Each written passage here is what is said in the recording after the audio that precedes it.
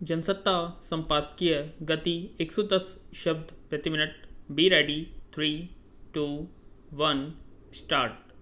टीकाकरण और कोरोना जांच में फर्जीवाड़े की बढ़ती घटनाएं चिंता पैदा करती है। अफसोस की बात इसलिए भी है कि सरकारों के तमाम चाक चौबंद बंदोबस्त के दावों के बावजूद कुछ तत्व लोगों की जान के साथ खिलवाड़ करने में कामयाब हो जा रहे हैं। ताज़ा घटना मुंबई की है, जहां 2000 से ज़्यादा लोगों का फर्जी टीकाकरण कर दिया गया। वहां 9 फर्जी टीकाकरण शिविर चलते रहे और लोगों की जान पर बन आई। हालांकि फर्जी टीकाकरण की घटनाएं देश के अन्य इलाकों से भी आई है, लेकिन चिंता और हैरानी की बात इसलिए है कि यह घटना उस महानगर की है जहां हर मामले में पूरी मुस्तैदी के दावे किए जाते रहे हैं। सवाल है कि आखिर फर्जी टीकाकरण शिविर चलते कैसे रहे? क्या बृहन मुंबई महानगर पालिका को इसकी जरा भनक नहीं लगी? टीकाकरण का जिम्मा संभालने वाले आखिर करते क्या रहे? टीकाकरण शिविर कोई छोटा कार्यक्रम तो है नहीं। इससे तो लगता है कि मुंबई जैसे महानगर में भी टीकाकरण कार्यक्रम लापरवाही का शिकार हो चुका है। जो पुलिस लोगों की शिकायतों के बाद हरकत में आई, अगर वह पहले ही से सतर्क रहती तो बड़ी संख्या में लोगों को खतरे में पड़ने से बचाया जा सकता था। पैरा गौरतलब है कि टीकाकरण के लिए केंद्र सरकार की ओर से बाकायदा एक निश्चित व्यवस्था निर्धारित की गई है। इसके तहत टीका लगवाने के लिए व्यक्ति को कोविन ऐप के जरिए पंजीकरण कराना पड़ता है। उसके बाद टीका लगाने का दिन और समय तय होता है। साथ ही एक OTP नंबर मिलने की भी व्यवस्था है। इस OTP नंबर को बताने के बाद ही टीकाकरण का प्रमाण पत्र मिल पाता है, पर फर्जीवाड़े ने इस पूरी प्रक्रिया को धता बता दी, जबकि ऐसी घटनाओं को रोकने के लिए ही OTP की व्यवस्था बनी थी। ताज्जुब की बात यह है कि मुंबई में जिन 2000 से ज़्यादा लोगों को टीका लगा, उनका कोविन ऐप पर कोई ब्यौरा ही नहीं था। न ही इन लोगों को टीकाकरण के तत्काल बाद प्रमाण पत्र दिए गए। इस पूरे मसले का पर्दाफाश भी इसी वजह से हो पाया। अब पता चला है कि टीके भी नकली थे। ऐसा भी बहुत हुआ है कि जिन लोगों ने पंजीकरण नहीं करवाया, उनके नाम से पहले ही टीके लग चुके। इन घटनाओं से यह तो साफ हो गया कि टीकाकरण के गोरख धंधे में कई गिरोह पनप रहे हैं। टीकों के चोरी होने और भारी रकम ऐंठकर भी टीके लगाने की घटनाओं ने व्यवस्था की कलाई खोल दी है। पैरा इसमें कोई संदेह नहीं कि टीकाकरण में फर्जीवाड़े का बड़ा कारण टीकों का पर्याप्त रूप से उपलब्ध न होना है। अब 18 साल से ऊपर के सभी लोगों का टीकाकरण हो रहा है। ऐसे में भीड़ से बचने के लिए हर कोई पहले टीका लगवाना चाहता है। इसके लिए कई बार लोग अनुचित रास्ते अपनाने से भी नहीं चूकते। जाहिर है, ऐसे में ठगों की जमात क्यों चूकेगी? अगर इतना महत्वपूर्ण अभियान भी फर्जीवाड़े का शिकार होने लगेगा तो लोगों की जान ही खतरे में पड़ जाएगी।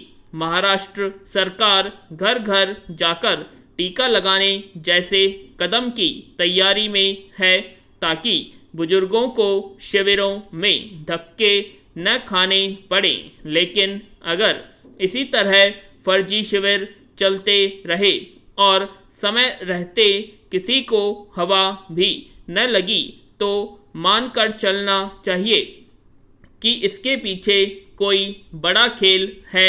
महामारी से निपटने के लिए जब जांच और टीकाकरण जैसे कामों में ही बेईमानी होने लगेगी तो हम कोरोना से निपट कैसे पाएंगे। पैरा।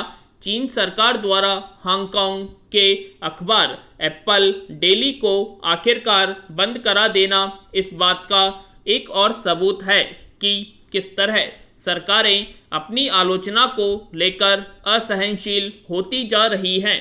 यह अखबार लोकतंत्र समर्थक माना जाता था। वह हांगकांग शहर पर नियंत्रण बढ़ाने के खिलाफ लगातार लिखता रहता था। उसका यह रवैया चीन और हांगकांग सरकार को चुभ रहा था। फिर तो चीन सरकार ने झूठे आरोप लगाकर इस अखबार के मालिक को गिरफ्तार कर लिया। अखबार की सारी संपत्ति जब्त करने, उसके कार्यालय में तलाशी लेने और 5 संपादकों को भी गिरफ्तार करने का आदेश दे दिया। अखबार पर आरोप था कि वह राष्ट्रीय सुरक्षा के लिए खतरा पैदा कर रहा है और उसकी विदेशों से मिली भगत है। पिछले साल ही चीन सरकार ने वहां राष्ट्रीय सुरक्षा कानून लागू किया था जिसके आधार पर यह कार्रवाई की गई। हालांकि इस कानून के तहत वहां बहुत सारे लोगों के खिलाफ कार्रवाई की जा चुकी है, मगर आधुनिक लोकतंत्र में इतिहास में पहली बड़ी घटना है कि किसी सरकार ने किसी अखबार की आलोचना से असहज होकर उसे बंद होने पर मजबूर कर दिया। भले चीन सरकार इस तरफ से आंखें मूंद ले, पर उस अखबार की आखिरी प्रतियां खरीदने के लिए जिस तरह लोगों ने भीड़ लगा दी, वह अपने आप में एक लोकतांत्रिक देश के भीतर खदबदा रहे आज़ादी के जज्बे के फूट पड़ने का बड़ा संकेत है। पैरा। 2 साल पहले हांगकांग में शहर पर से नियंत्रण हटाने और लोकतंत्र बहाली को लेकर व्यापक विद्रोह फूटा था। उसे दबाने के लिए चीन सरकार ने दमन का सहारा लिया था। बड़े पैमाने पर नौजवानों को जेलों में ठूंसा गया। बहुत सारे पुलिस और सेना की गोलियों के शिकार बने। उस घटना की पूरी दुनिया में घोर निंदा हुई थी। एप्पल डेली ने भी विद्रोहियों के समर्थन और सरकार के विरोध में लगातार टिप्पणियां प्रकाशित की। तभी से वह सरकार की आंखों में चुभ रहा था। चीन सरकार किस तरह अपने विरोध में उठने वाली आवाज़ों को दबाने की कोशिश करती और मीडिया में सिर्फ वही बातें प्रकाशित प्रसारित देखना चाहती रही हैं जो उसकी प्रशंसा में हो, यह किसी से छिपा नहीं है। इसीलिए इंटरनेट माध्यमों पर भी उसने अंकुश लगा रखा है।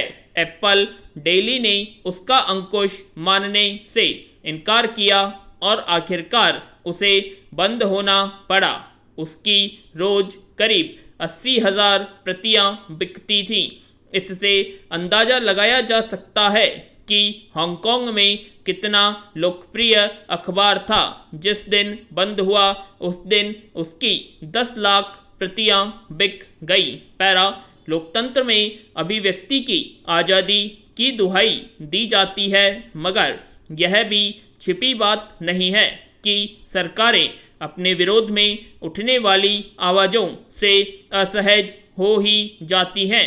लिहाजा किसी न किसी रूप में अभिव्यक्ति की आज़ादी को प्रभावित करने का प्रयास करती रही हैं, चाहे वह प्रलोभन देकर हो या फिर किसी तरह का अंकुश लगाकर या फिर दमन के जरिए। भारत में भी आपातकाल के समय मीडिया और सरकार के विरुद्ध आवाज़ उठाने वालों पर अंकुश लगाने का प्रयास इसी का नतीजा था, मगर सरकारें शायद इस तथ्य को जानबूझकर भुला या ढक देने का प्रयास करती है कि लोगों की जुबान बंद कर देने से उनके फैसलों, नीतियों या फिर काम करने के तरीके को लेकर पैदा हुआ असंतोष समाप्त नहीं हो जाता है।